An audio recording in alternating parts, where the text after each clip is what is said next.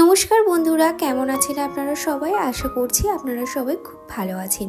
আজকে আমি কিভাবে বেডরুম ক্লিন করি সেটাই আপনাদের সাথে শেয়ার করব প্রপারভাবে। আপনারাও কিন্তু কিছু কিছু টিপস জেনে রাখলে বেডরুম ক্লিন করার সময় খুব সুবিধা হবে। তো প্রথমেই আমি আমার বেড দিয়ে শুরু করলাম। আর প্রথমেই যদি বেডটাকে ক্লিন করা হয় তাহলে কিন্তু শান্তিভাবে আর বাকি ঘরের কাজগুলোকে করা যাবে। তো আমি দেখলাম আমার যে ম্যাট্রেসের ওপরে যে পেপারটা ছিল, তো সেটা পুরোপুরিভাবে একদিকটা ছিঁড়ে গেছে। তো মাম্মাম লাফালাফি করে, সেই কারণেই হয়তো ছিঁড়ে গেছে। যাই হোক, ওটাকে ওইভাবেই রাখলাম। যদি দেখি পুরোটাই ছিঁড়ে যাচ্ছে তাহলে পেপারটাকে তুলে দেব। আর আমার এই ম্যাট্রেসের কভারটা এত ভালো যে ম্যাট্রেসের ওপরে যদি এই কভারটা পাতা হয়, বেড কভারটা একদমই সরে না। যেরমভাবে তুমি বেড কভার পাতাবে ঠিক সেইভাবেই থাকবে। আপনাদের মধ্যে অনেকেই কিন্তু এই ম্যাট্রেসের যে কভারটা আছে না, এর লিঙ্কটা চেয়েছিলেন। তো এখন তো ইউটিউবে কোনো কিছুই লিঙ্ক শো করে না, তো আমি সেজন্য দিতে পারলাম না। যদি চান তাহলে আমি কমিউনিটিতে দিয়ে দিতে পারি। আর আগের দিন বেরিয়েছিলাম, আর বেরিয়ে এই বেড কভারটা আমার ভীষণ পছন্দ হয়ে গেছিল। আর একটা হোয়াইট কালারের বেড কভার আমার ভীষণ পছন্দ হয়েছিল, তবে মাম্মামের কথা চিন্তা করে ওই বেড কভার নেওয়ার সাহস আমার হলো না। তো আমি এই কালারের বেড কভার নিয়েছি। আর এই কালারের বেড কভারটা আমি ফার্স্ট টাইম নিলাম। তো আমার ভীষণ পছন্দ হয়েছে। আপনাদের কেমন লাগছে অবশ্যই জানাবেন। আর আজকে যেহেতু আমাদের বাড়ির পাশে মায়ের থানে পুজো, সেজন্য কিন্তু থান পরিষ্কার করা থেকে শুরু করে রান্নাবান্না সব কিছুই শুরু হয়ে গেছে। এবং কিন্তু আশেপাশে যারা বাড়ি আছে তাদের বাড়িতে সব লোকজন, আত্মীয় স্বজন আসা শুরু হয়ে গেছে। আর এই রকম একটা পুজোর দিনে ঘর গোছাতে ভীষণ ভালো লাগে, যে ঘরটাকে পরিপাটি করে রাখবো, দেন লোকজনগুলো আসবে, ভীষণ মজা হবে। সবটাই আপনাদের সাথে শেয়ার করব। আর বেড কভারটাকে দেখলাম ভীষণ বড়, একদমই ছোটোখাটো না। আমি সেটের বেড কভার এর আগেও ইউজ করেছি, তবে সেগুলো না একটু ছোট হয়ে গেছিলো। তবে এই বেড কভারটা দেখলাম পুরোটাই ঠিকঠাক, সাইড দিয়ে বলো, দুই ধার দিয়ে বলো, পুরোটাই ঠিকঠাক। তো কালারটা কিন্তু ভীষণ ভালো লাগছে। বিশেষ করে বিছানায় যখন আমি পাতলাম বেড কভারটা, দূর থেকে ভীষণ আকর্ষণীয় লাগছে দেখতে। জানেন তো, এই বিছানা গোছানোর হ্যাবিটটা আমার বিয়ের আগে থেকেই। আমি আমার রুমে একা থাকতাম বিয়ের আগে, তো আমি আমার বেডটাকে খুব সুন্দর করে গুছিয়ে রাখতাম, পরিপাটিভাবে গুছিয়ে রাখতাম। আমি নিজেও যখন বিছানায় উঠতাম খুব সাবধানে উঠতাম, যেন বিছানার চাদরটা একটুও কুঁচকে না যায়। আর বই খাতাগুলোও আমার বিছানার সাইডেই রেখে দিতাম। তো বিছানাতেই পড়তাম, ওখানেই আমি আবার বিছানাতেই খুব সুন্দর করে গুছিয়ে রেখে দেন তারপরে বাকি কাজ করতাম।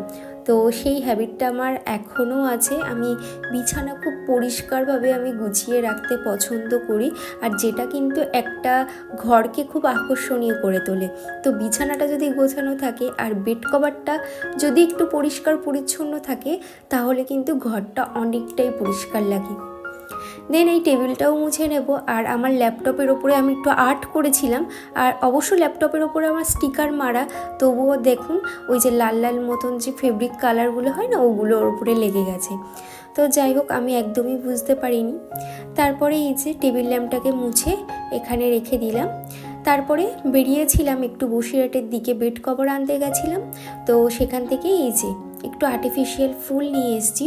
সবসময় না ওই অরিজিনাল ফুল এনে রাখাটা পসিবল হচ্ছিল না, আর প্রচুর দাম পড়ছিল, সেই জন্য একেবারে 100 টাকা দিয়ে এই ফুলটা কিনেছি। কেমন লাগছে অবশ্যই জানাবেন।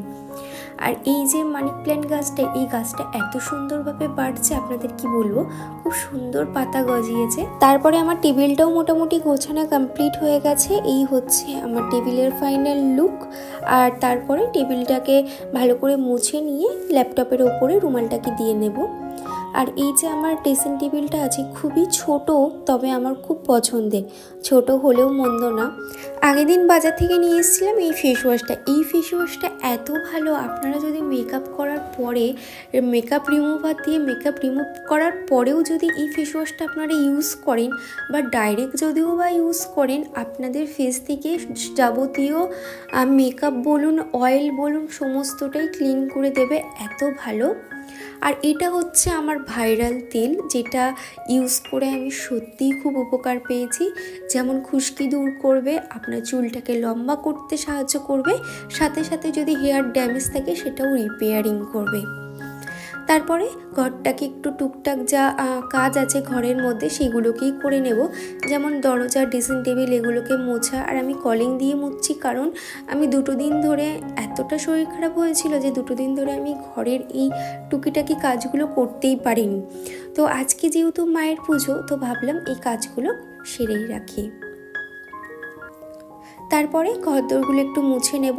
বাইরেটা আমার মোছা হয়ে গেছে, শুধু নিচের ঘরটাই মুছে নেব, তারপরে উপরের ঘরটাতে মুছবো। উপরের ঘরটা কিন্তু আমার সকালেই কিন্তু ঝাঁটঝুট দেওয়া হয়ে গেছে, শুধু মুছে নিলেই মিটে যাবে।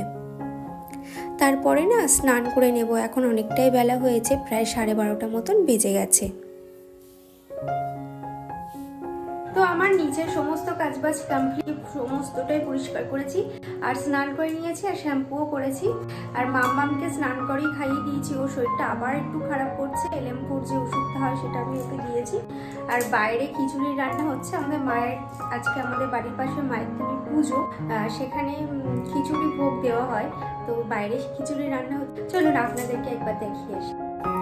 আজকে যেহেতু মায়ের পুজো, এখানে খিচুড়ি বসিয়ে দিয়েছে আর ওই সাইডটাতে হচ্ছে বাঁধাকপি হয়ে গেছে। আর এটা হচ্ছে 3rd করা বাঁধাকপি হচ্ছে, তাহলে বুঝুন কত লোক হবে। আর খিচুড়ি কিন্তু মোটামুটি হয়ে গেছে, এখনও খিচুড়ি হবে। আর এইটা হচ্ছে আমাদের মায়ের থান। আর আগে যেটা দেখালাম ফাঁকা উঠোন মতন, ওখানে খাওয়া দাওয়া হবে। দেন সন্ধ্যেবেলা আমি রেডি হয়ে গেছি, একটা হাইনেক গেঞ্জির সাথে এই পিঙ্ক কালারের শাড়িটা ক্যারি করেছি। কেমন লাগছে অবশ্যই জানাবেন। তারপরে সবাই মিলে চলে গেলাম ফুচকা খেতে। এখানে কিন্তু একটা মেলা মতন বসে, ফুচকা তারপরে ঘুগনি এগুলোই বসে, তবে এই বছর না শুধু ফুচকাই এসছে, আর কিছুই আসেনি। যাই হোক, এখানে আমরা সবাই মিলে একটু ফুচকা খেয়ে নিলাম, সাথে আছে আমার ননদ। তারপরে মায়ের এখানে ধুনো পোড়ানো থেকে শুরু করে সমস্তটাই হচ্ছে, তবে এই বছর পাঁঠা বলিটা বন্ধ হয়ে গেল। আর এখানে মায়ের ভোগ খেয়ে নিলাম, খিচুড়ি আর বাঁধাকপি। দেন মাকে নমস্কার করে ঘরে গেলাম। আর এই যে গাছটা আছে, এই গাছটাই কিন্তু পুজো হয়। তবে আজকের মতন ব্লগটা এত দূরই, দেখা হচ্ছে নেক্সট ব্লগে। টাটা।